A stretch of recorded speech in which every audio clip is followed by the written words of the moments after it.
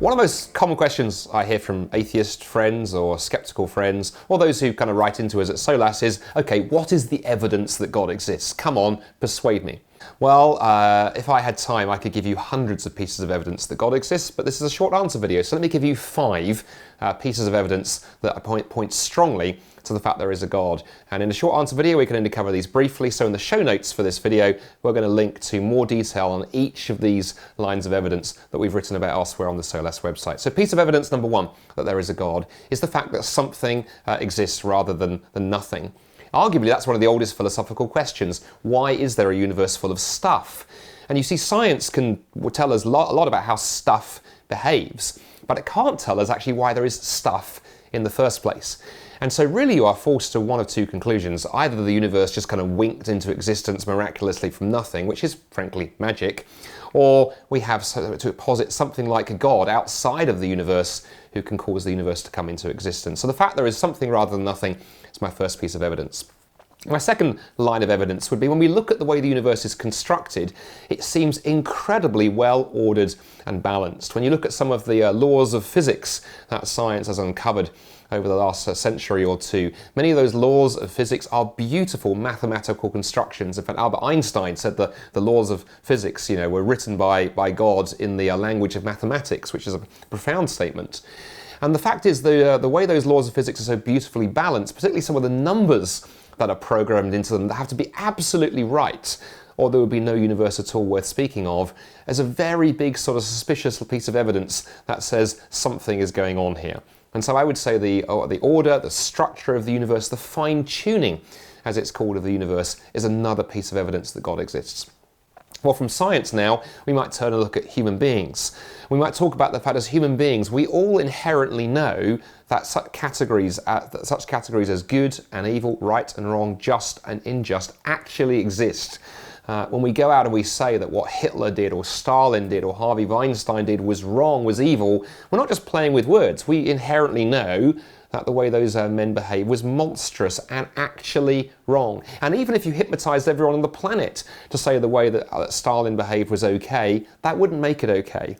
We know instinctively that right and wrong are actual concrete realities.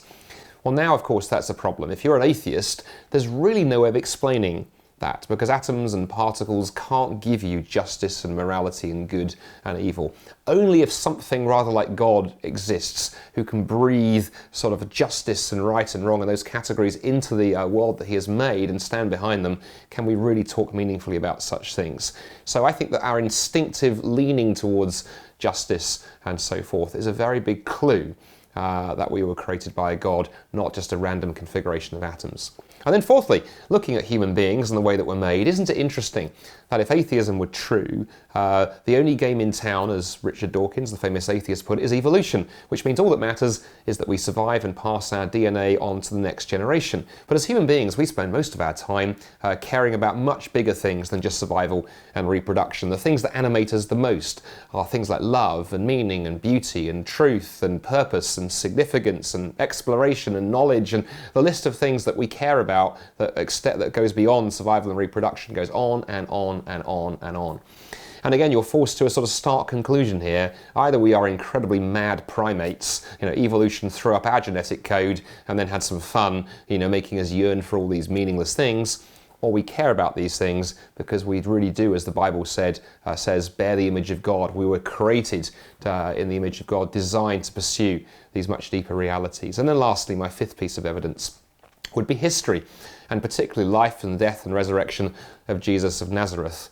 Look, I'm a philosopher, so I love arguments, but ultimately the reason I'm a Christian is not because of some clever philosophical argument. I'm ultimately a Christian because I have taken a consistent and long, hard look at the evidence for Jesus, his life, his death, his resurrection, and I'm convinced overwhelmingly that it stands up. And if you're somebody particularly as a skeptic or a seeker who wants to find out more about the Christian faith, sure, look at the arguments, but more importantly, look at the life of Jesus, and especially the evidence for his resurrection that we've talked about extensively elsewhere on the Solas website. So 5 pieces of evidence for the existence of God, and here's the thought I want to leave you with. Even if each of them individually you're like, maybe 60 or 70% convinced, bring the 5 of them together Think of them as like rather than individual pieces of string, think of them woven together into a rope that can hold an incredibly strong weight.